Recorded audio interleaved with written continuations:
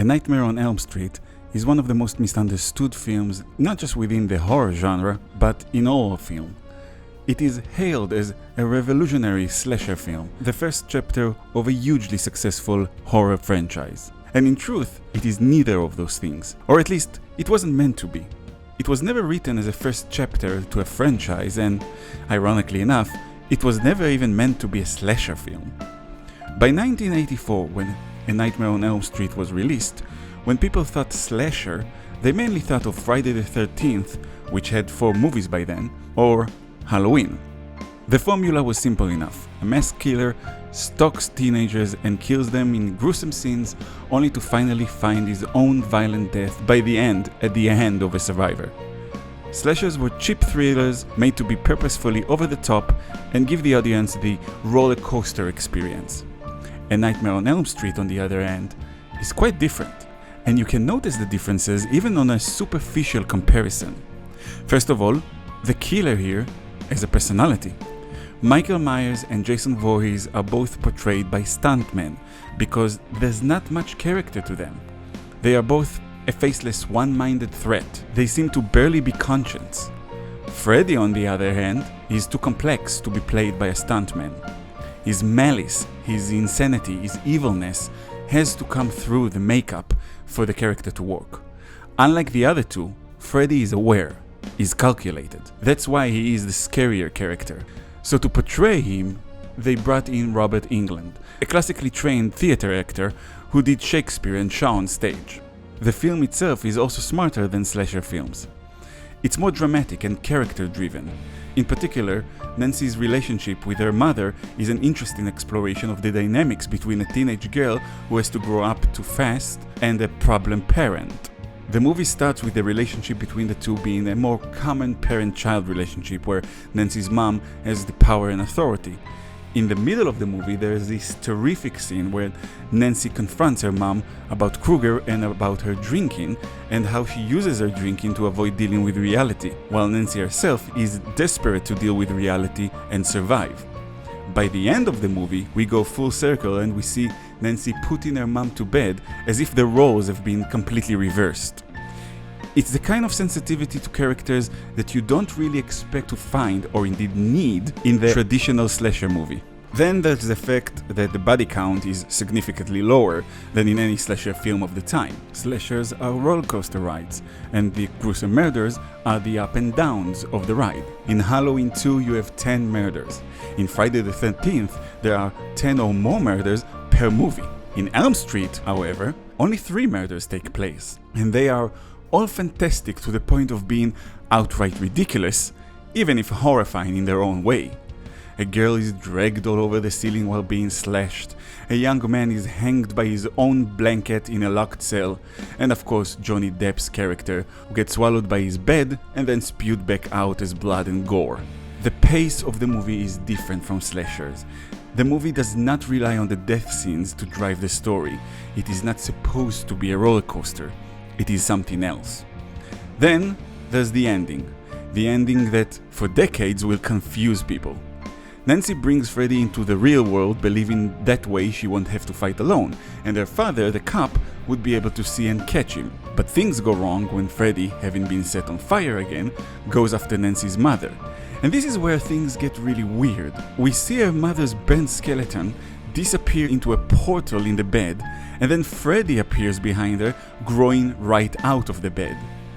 From this point, we, the audience, assume that Nancy is still dreaming. This can't be the real world after all. In a way, it makes sense. If someone is kept awake for over a week, when they finally do fall asleep, the odds of a simple alarm clock waking them are very small. But then Nancy says something which really turns the entire thing on its head. She says she understands now that this is all a dream. This whole thing is just a dream. She then turns her back on the monster, ignoring it, not willing to play along anymore, and he disappears. The final ending was actually altered several times. Reports say that they ended up filming 4 different endings. Wes Craven, the man who wrote and directed the movie, originally had a happy ending written for it. In the next scene we see her stepping outside, her mom is okay, it's a bright morning, and her friends have come to pick her up to school, She drives with them into the distance and we fade to white. But in the ending they actually used for the movie, the car suddenly becomes a Freddy car, locking them all in and driving away as Freddy's hand pulls a totally believable Nancy's mom, and not an obvious doll, through the window. The ending we got works with the idea that Nancy simply had never woken up, and that's how Freddy got her. The way he disappeared before and the seemingly happy ending, that was just Freddy messing with her, as he usually does. It helps to serve as a first chapter of the series, promising the audience that Freddy is alive and will be back. But remember that Craven never meant for this to be a franchise. This movie was a self-contained story, so this is not really what's going on. Remember what Nancy said, this whole thing is just a dream. She doesn't mean just this specific moment. See, Nancy never actually brought Freddy into the real world because she herself had never existed in it. The entire movie is actually one dream, one nightmare. Unlike what we think we see, there are no scenes that take place in a dream and scenes that take place in reality. The entire thing is a dream, and the dreamer is the director and writer Craven himself. In the original script, there are numerous clues to that. For example, Freddy's sweater pattern appears in different random places, like when Rod and Tina are in bed, Rod pulls a blanket on himself that has the same pattern. There were other things in the script, but they all but one seem to have been cut out of the final film, maybe to remove a bit of the confusion for the audience. But there is one sequence that remained in the film and doesn't make sense if Freddy is confined to dreams when what we see should actually be reality. And that is the head through the wall scene. In this scene at the beginning of the movie, Nancy is awake in Tina's bed. While she tries to fall asleep, we see Freddy's face coming through the plaster above her. Then she steers and the face retreats.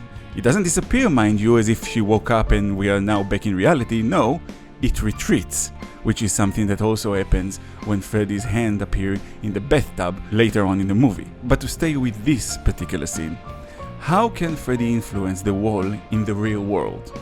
Well, it's not the real world. And this entire scene feels very much like a dream. Think about someone telling you, I dreamt of a girl who was about to fall asleep. There's a monster in the wall. If she falls asleep, he can get her.